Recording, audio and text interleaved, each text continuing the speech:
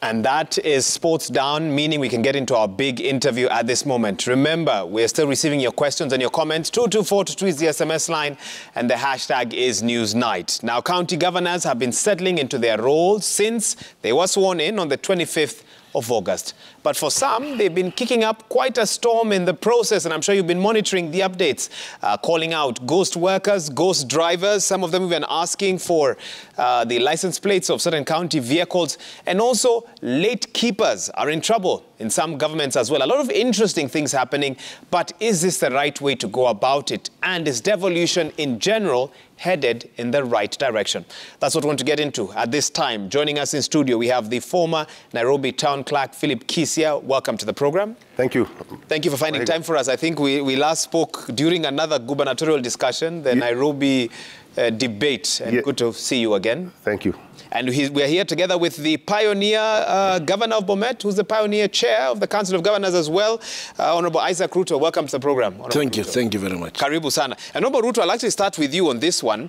As you assess what is happening in the counties right now, what is that one shared challenge that, in your view, all governors, whether in wherever they are, in whichever part of the country, must prepare themselves to address? What would that be? Well, the first thing, before I can address that question, I want to thank the people of BROUGJHT for the support they gave me during the last elections. And also, I want to assure them that I'm now back and healthy. I had a bout with some flu that made me a bit out of public limelight for quite a bit of time. But I assure them that now I'm fit as a fiddle and I'm ready to move on. Good to see you. Now, back to your question. Yes. Yes. The issue of the challenges that the governors will be facing is that, well, one is that the public service, the management of the public service in the counties has not quite been addressed, and that it has remained ad hoc almost as from the start. There was some processes that were supposed to be completed by the Public Service Commission, the national, that is supposed to declare the counties, the county service as part of the public service in the Republic of Kenya. And so that the staff remain working like all other public servants. As it is now, governors coming in, governors going out, staff get confused. What are they supposed to do? When the new governors come, they harass them, they tell them you lose your jobs. They also don't know, maybe they lose their jobs. And yet their jobs ought to be secured. We had worked on a program in which we had almost finalized. But I think that process came to a halt as soon as we left the Council of Governors. And I want to ask governors across the Republic that for devolution to succeed, they have got to start developing a proper and workable public service that is respected, both by the counties, by the county, the residents of the counties, and by national government. And I want to urge Senate.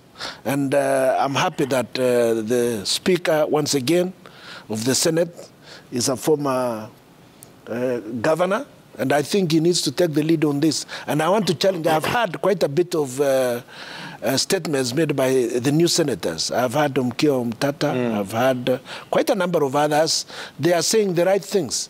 And I hope they actually move in that direction. So your main concern from what I'm getting is lack of continuity. If a lack of continuity changes the governor every 5 years. Yes, you also change staff. You even change the head of civil service in the counties. And then staff have no idea whether their tenure is protected or not. And then governors arrive as if there is no procedure of knowing who works where and which vehicle is where and who is. There's a lot of hullabaloo about ghost workers. Actually, I'm going to come back to you. Let me give him an opening statement, then we come back, because we're going to get into specifics of what we're hearing from some of the governors. Philip Kisia, was this happening during your time? Were you hearing things like this in those days before the 2010 Constitution? Well, first of all, let me congratulate all our Governor Nairobi Sakaja, our Senator, members of Parliament, the county, members of the County Assembly, Most of them were my councillors, led by Councillor Aladwa, Mayor Aladwa.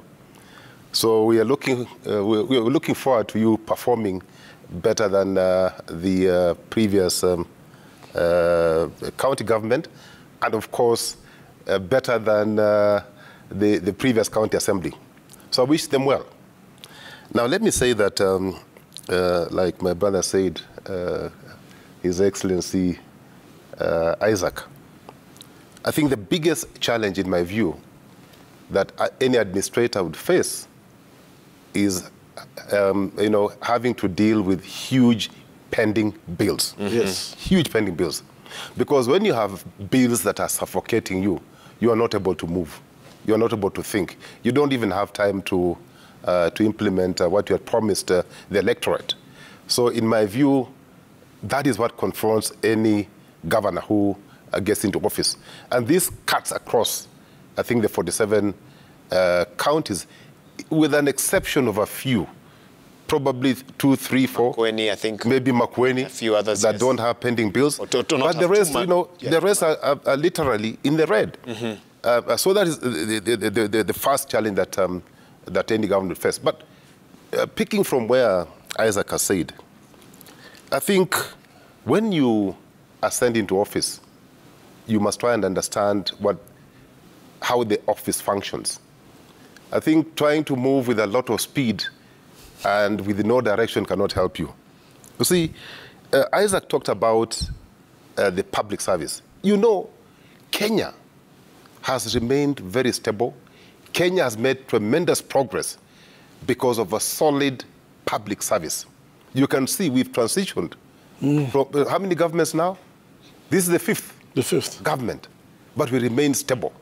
That we have one president coming, we had Kenyatta one coming, he did 14 years, and then Moi did 24, and then His Excellency, my favorite, Mwai Kibaki did his 10.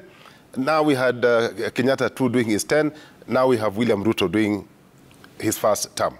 But we remain stable because of having a very formidable public service.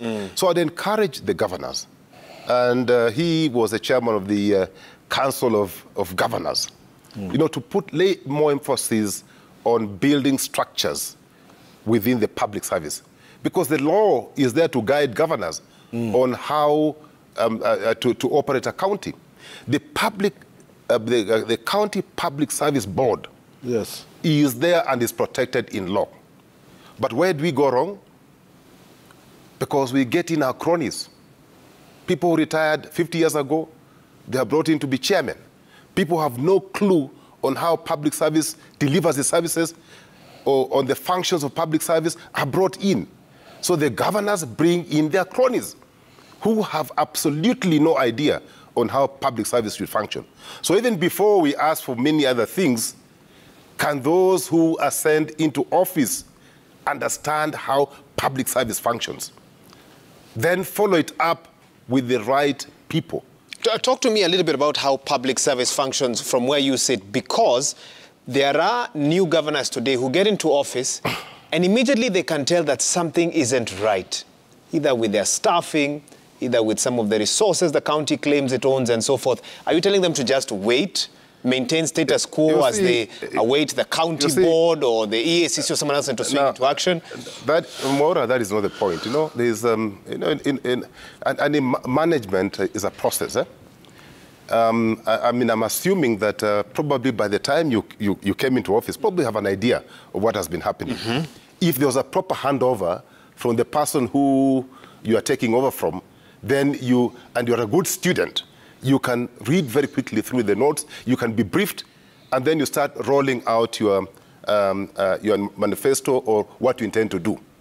But if there was no proper handover, and I don't think that he was a chairman of the Council of County Governors, do they have a formal structure of handover that you are transitioning from this administration to the new administration, so that this guy comes in and is well prepared. And even if the process was clearly defined, are the guys who are coming in willing to listen? Because some people are very poor listeners. Some people know it all. You don't get briefs from those who have been there.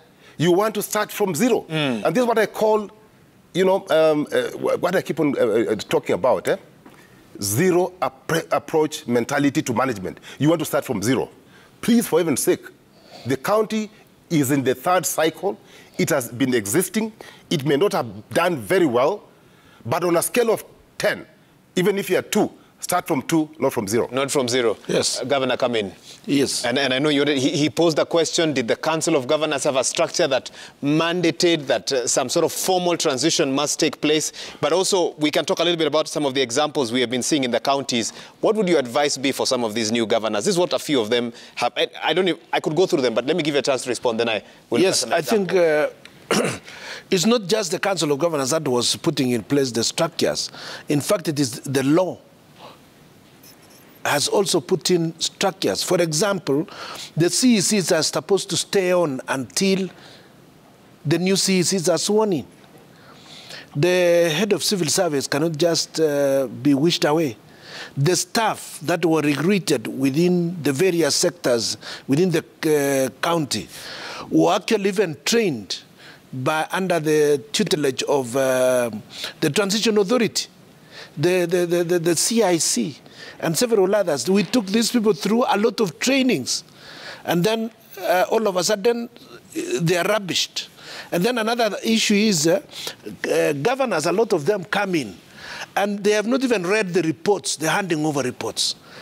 The governors that were exiting, their staff, their departments have to write reports, and the handing over reports should then happen. And then they need to read and understand, where are we? But you cannot just rubbish. We've got counties that have not even completed even offices that were built almost 8 years ago. Is this really the direction we're talking about? I also think that Senate ought to focus more on the processes of the counties as to how one county government goes into the next.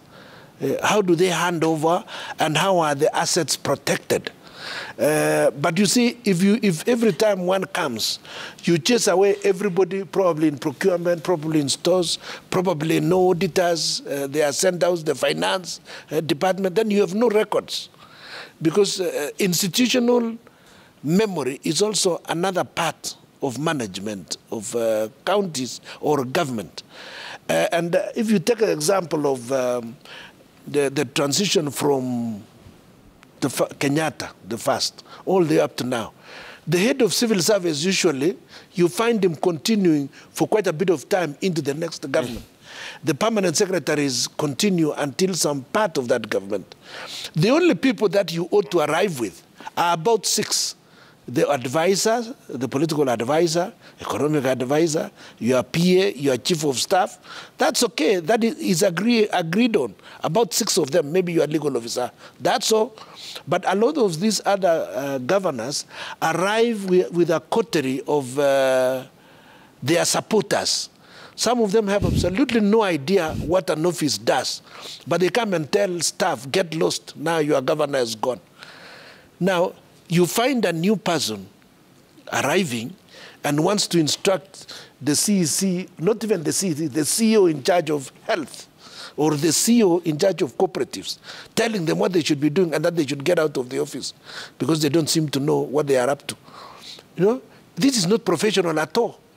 So we need to develop a professional public service at the counties so that we can move on, so that we can be sure that the gains of one government will only be built on by the next government. But if you come and start from zero, you keep destroying.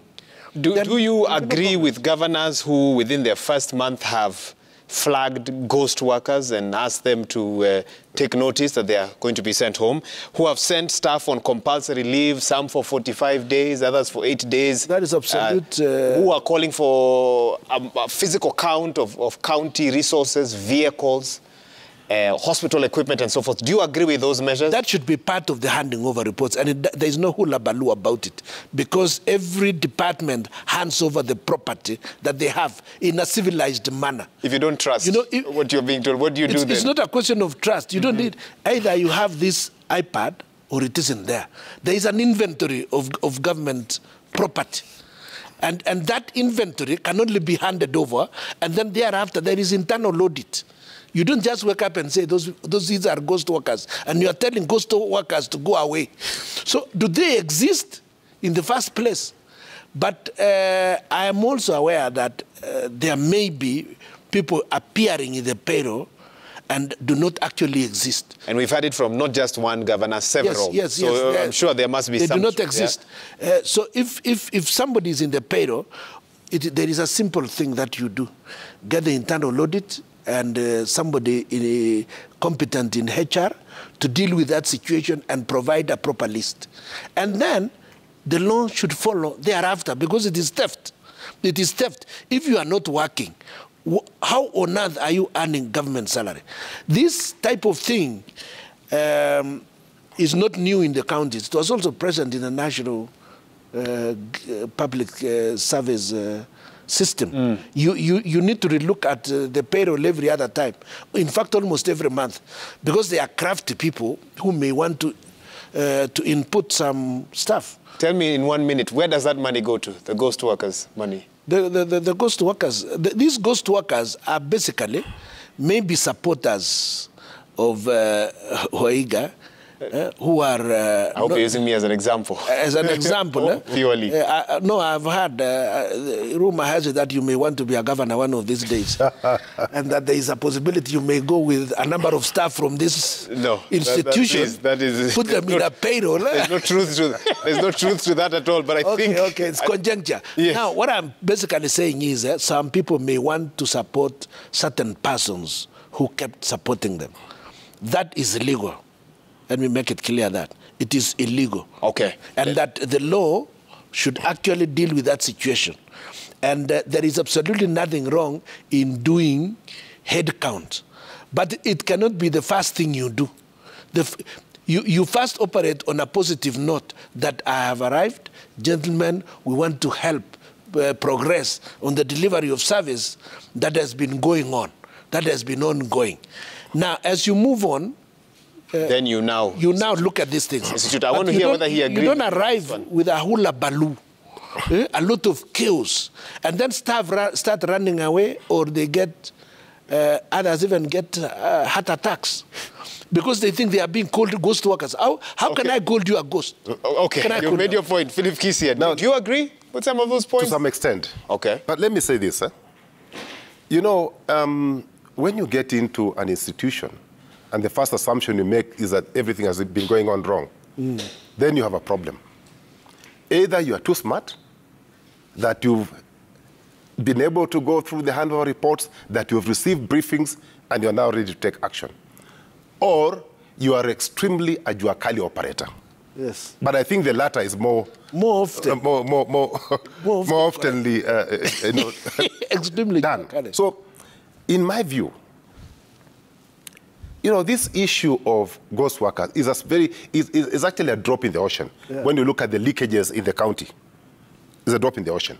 I'm not saying it's not an important thing to look at, but people have given too much focus. If you are talking about human resource management and you want to deal with it conclusively, then you do what we call a comprehensive human resource review, yes, which is not limited to payroll audit. Payroll audit is a very minor thing in the entire complex issue of management, HR management. What about workflow management? What about job fit? You know, job analysis. The numbers. Do we have the right numbers? Do we have the right people doing the right jobs? Are they really working? Do we actually need them? Are they dealing with our core functions? Are the jobs that they are doing, can we outsource so that we have efficiency? You know, that cannot be dealt with somebody who has no clue in management, and more specifically, human resource management. Therefore, I would encourage, especially the freshers, the new governors, and maybe even the old ones, because most of them just go there and they do nothing. I would encourage them. That's a very sweeping statement. I would encourage them. I would encourage them to deploy services of reputable firms to undertake that process. And it can be done. It has been done by other people. It can be done by those who are there now. But just coming in and sweeping everybody and creating fear, you know, within the workforce, it doesn't help you. You know, Maura, even if you are to return people back to society, you are required, if you're using you know, good HR practices, you are required to return them back to society better than you found them. Not just throwing them back. These are human beings. They need to be treated with dignity. But don't forget again, under the Bill of Rights, there is a way you can treat the other human person. He is not an animal that you can just come and throw. Even if strong corruption allegations have been made against them, yeah, but I it's think a process. That's what we're saying. There are due processes. Yes. But even then, we are now in the third cycle of devolution. We've had 2 Senate assemblies. Senate 1, Senate 2. This is now Senate 3. Actually, Senate 4. Actually, Senate 4. If you count, the first one in the 1960s. Yeah, okay, forget about that one. But we talk about the new constitution. This is Senate number 3. Are you saying that they have been shot in their oversight role? Because these are the things that they should have been improving from the first, second, and now the third cycle. That the first should have been a learning process, the second an improvement, the third even continuous improvement. The other thing is that we have a very strong office of the control and one control of budgets and then the Auditor General. Are you telling me that these people have not been doing their jobs?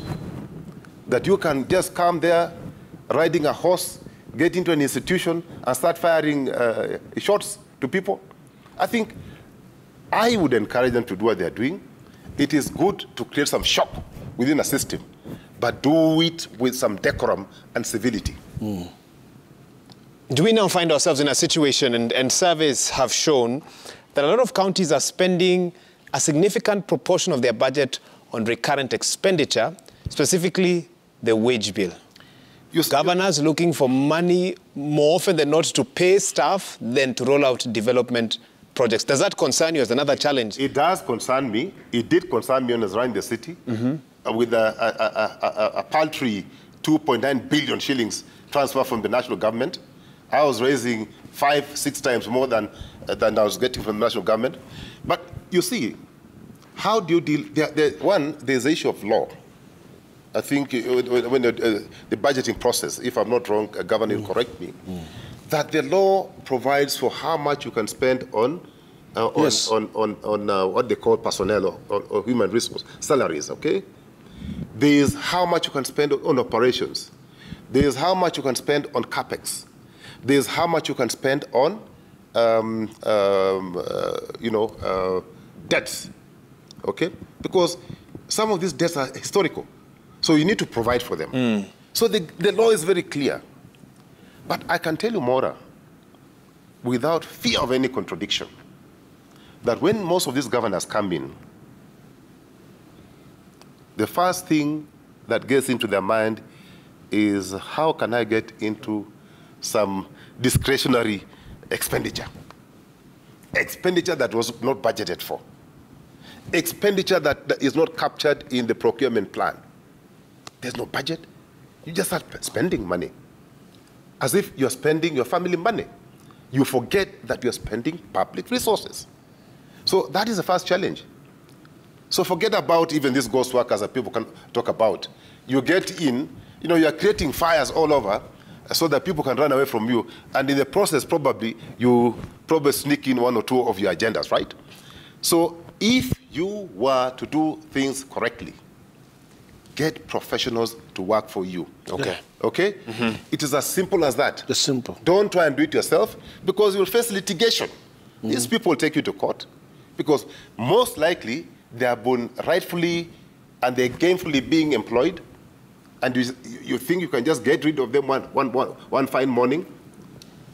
In fact, I think the Auditor General must put them to notice that if you take certain actions without following due process, then you should not expect that the public resources will be used to pay for your mistakes. You actually must pay for those mistakes. Because if you are prudent in management, if you are a good listener, if you're a good manager, you would read reports from your predecessors, and you can rubbish them, you can get briefs, and then you chart your own course. But don't just get in as if you're some small little god. Okay, and I think you've made your point quite clearly, and I'll be reading some of your feedback right now. I'm seeing a lot of your messages coming in. 22422 is the SMS line. Hashtag is Newsnight. And the Council of Governors had a retreat at the third cycle of the Council of Governors, many of whom are quite new. Last week, I think it was in Mombasa. And during the speech of the outgoing chair of the Council of Governors, Martin Wambora, he raised 4 issues that he wanted the governors to keep a close eye on. One is anchoring of the COG Secretariat in the law, finalization of the pension for county governors and their deputies, implementation of the progressive 2022 to 2027 strategic plan, and intergovernmental contribution and support to the Secretariat, who have been true defenders of devolution. Pioneer Governor and Pioneer Chair, if you had a chance to speak to the new chair, Kirinyaga Governor Anne Waiguru today, what would you tell her? If you were handing over, hypothetically, what would you tell her awaits her in that role? Yes, I would tell her that first and foremost, it's important that the intergovernmental secretariat be revived, strengthened, and to ensure that the Council of Governors works closely with the central government towards resolving a lot of these key issues that have stayed on and on and on and on. And that there is need to look at what remained of the transition authority tasks that were incomplete. For instance, the unpacking of the functions that ought to go to the counties. The transferring. Not just transferring. First of all, we have not even unbundled the entire box to know what exactly was supposed to go to the counties according to the 2010 Constitution, because that was never completed. And then some of the work that was being done by CIC, we expected that would go again to the Law Reform Commission, so that they can advise the Senate in an orderly manner on the right laws that ought to be passed by the Senate. And that for the Council of Governors to actually find and finalize a number of that which has remained pending, it's important that this Intergovernmental Relations Committee, which was headed by Professor Kareka Mutai, should actually do their job much more vigorously, and that Council of Governors be given its due status so that they can then proceed and assist counties. The other question that hinges on some of what my colleague is saying is the question of capacity building, which national government had started. What happened to that? We are not continuing with capacity building on the staff at the counties. We used to have plenty of those supported even by USAID, and a lot of the trainings were done at Kabete and other government institutions. But you're not seeing that right now. Because we are not seeing that now. You see, the problem we have is that we've recruited a lot of staff from the private sector. And government works completely differently from the private sector. And for good measure, not just people dismissing the work of the public service. There is, the public service has a lot of knowledge that ought to be permeate to the counties. Let me take you back to something you spoke of, the unbundling and the transfer of all the functions as per the law. Yes. I think as per the 4th schedule, it was envisioned that health would be fully devolved, agriculture, I think even a section of roads would be made, under the county docket. When you heard President... Even water. And we can carry... When you heard President William Ruto speaking about it, and stating that that is his agenda, what are you hoping to see? And how quickly for you to then realize that devolution is headed where you had anticipated? Yes, in fact, I was quite elated when I heard him say that process will have to continue. It's a realization. And you see, William Ruto has been basically part of the continuous debate on devolution, having been in that last 10 years the chairman of IBEC, the Intergovernmental Budget and Economic Council. So he really basically has an idea on what ought to happen in that direction. Okay. So I think the unbundling, first of all, the national government will first have to strengthen the capacity building, because that is the function of the national government. And capacity building includes, for example, in the health sector, a lot of people keep throwing BAPs at the county public health services. But you see, the doctors and the other medics are employed at the county at the county hospitals. But they are just being employed, and some of them have stayed there for 15 years. Now we are heading to 15 years. They have stayed there for more than 12 years. They stay at a certain job group. And then not only that, they don't go for fresh courses. And the medical profession depends entirely on continuous training. There has to be continuous training in the health sector, but we are not training them. And that is the work of the national government. Capacity building is their job. So these are some of the things that ought to be happening now. For instance, somebody has finished their training, their first degree. They must immediately go for their master's. What is the program we have? They have to choose the disciplines they want to pursue. Is it oncology? But how do they proceed? What structures have we put in place? Those are some of the nitty-gritty issues that national government and the county governments have to look at more critically. You see, even national government has focused more on running after a certain class of roads, implementing it, and forget that the entire issue of policy and capacity building is their job. And they are not doing it. Briefly, and you've given us an idea of what you'd expect to see in terms of that final full transfer of functions. Yes. But away from the theory, realistically, so what would you hope to see in health? Would you hope to see meetings now, bringing together of minds to see how to fully devolve health? Yes. And its budgets? Would you yes. walk us through that? I'm looking at, first and foremost, you see, even if you were to bring in equipment, and you are not training staff, it's all useless. So training, key? Training is very key. And as you train them, for example, have we now focused on more medical engineers to go to the county hospitals? Because we are now giving them a lot of equipment, maybe on X-ray, maybe on MRI. But who are these who are going to handle this equipment to service them? If you just bring it there, is it a general practitioner who will now start handling that equipment? There are more issues. It's not as simple as it is not as simple. Don't just transfer functions and budgets. We've just brought you this equipment. Even if you give me this camera, what do I do with it? You need to bring that guy there, and that fellow cannot sit where you are. He can only deal with his equipment.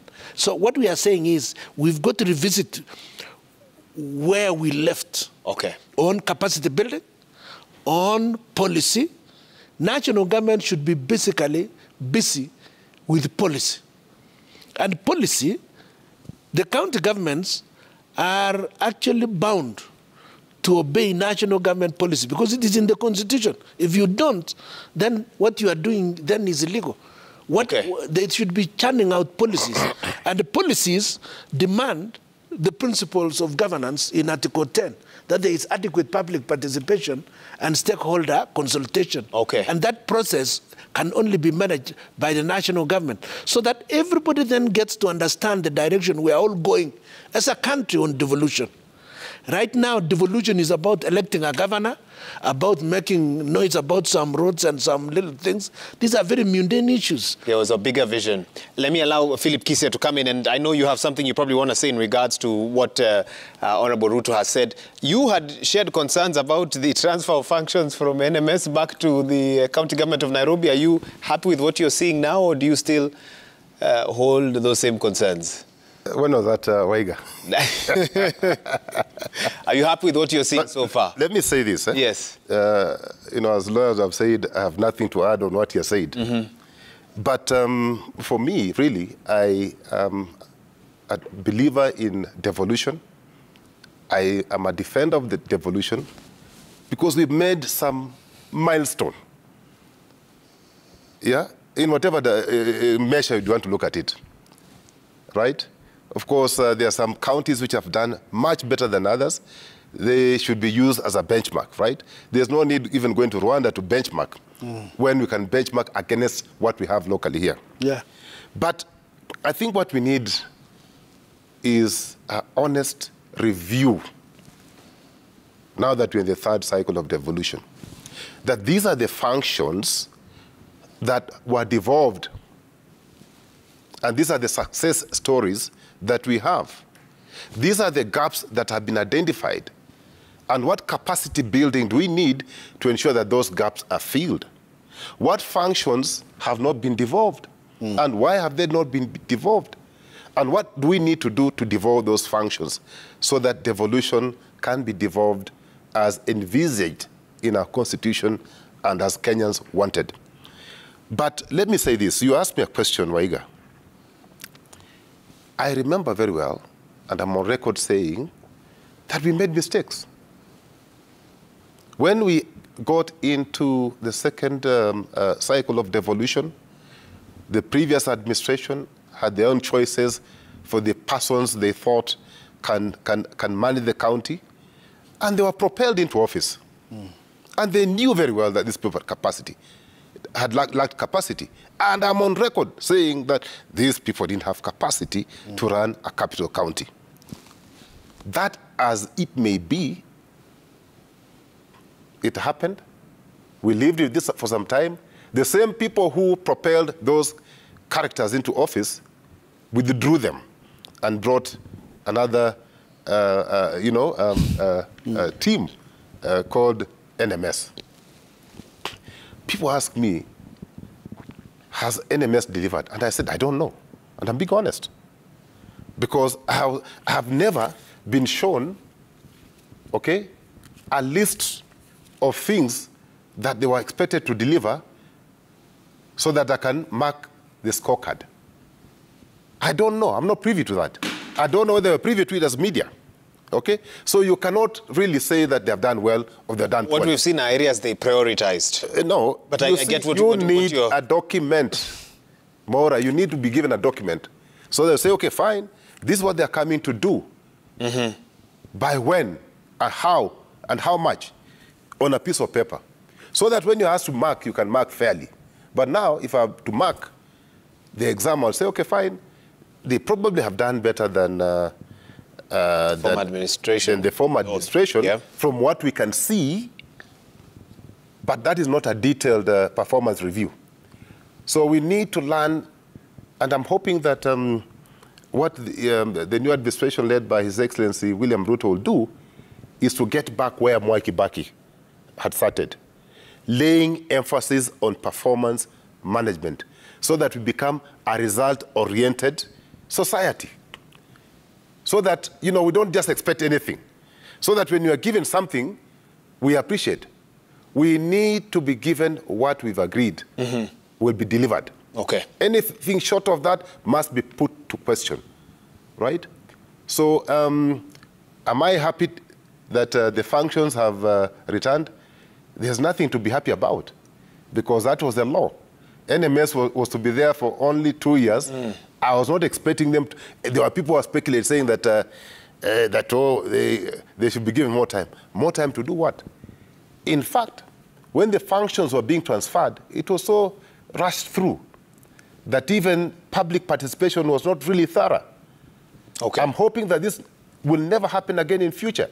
So it is too early to start criticizing or praising Governor Johnson Sakaja, my nephew. It is too early in the day. Okay, we did not know that there was that connection. Okay, we have some feedback. Let's take a look. You've really amused Governor Ruto here. He was not expecting that. Okay, this is what Kenyans are saying. 22422 is the SMS line, and the hashtag is Newsnight. Let's start with your tweets. Fantas Mutiga, you say, good evening, Wahiga. Say hi to my friend Isaac Ruto. Okay. What is the main role of an MCA? Because I feel many elected MCAs don't know that. Okay, so we'll talk a bit about that. Governor Ruto, please note that. Okay, right, Momanyi asked Honorable Ruto, what happens when counties' wage bill is capped at 35%, but public service boards in some counties exceed this capitation to a figure like 62%, all in the name of employing Mutu Wetu? Okay, we'll talk. And we've talked a bit about some of that, though. Engineer Lazaro Kanyambok, you say all 47 counties should be given particular targets by the national government. This is the only way of reducing unnecessary tug of war, pitting MCAs against speakers and enhancing service delivery. All right, let's see what else you're saying. Humphrey Musungu, you say, what are the ministries found in a county? Okay, I don't understand that first one. What allocation is set for each ministry in a county? In my county, I've not seen a functional ministry of sports. What is the allocation used for? Okay, Humphrey, that's a fair question. All right, I think we have another one or two more, a few more. And okay, and Dongo Wainaina, you're saying if a basic survey is done on the state of counties 10 years ago, one would be shocked. Many don't even have core functional structures. It's the governor who determines everything. They don't have institutionalized governance institutions, systems, processes, and procedures. Very interesting, Dongo Wainaina. Okay, Babu Michael, you say the truth is that if a country gets a governor who doesn't have the interests of that specific county and that of the people at heart, then that county is doomed to fail terribly. Prosperity of a county is based on the governor's goodwill. All right, I think we'll take two more. I told you there's so many. Godfrey Baraza Were, you say the greatest impediment for counties is to progressively move forward when governors move into office with political baggage, where the supporters, without qualifications, want to be employed by the government they claim they formed. Okay. And I think one of our guests alluded to that. Let's take one more. Newton Will is asking, what is the role of a governor's spouse in the county? I'll want to hear from my guests. Okay, we'll stop there. I've got some SMSs, but I need to take a break. Let's take that break. We come back. I get some feedback from some of my guests as we try and wrap this up. The state of devolution. Where are you watching us from? What are you seeing in your counties? What's working? What's not working? Let us know. 2243 is the SMS line, #NewsNight. We carry on with a very important conversation on the other side.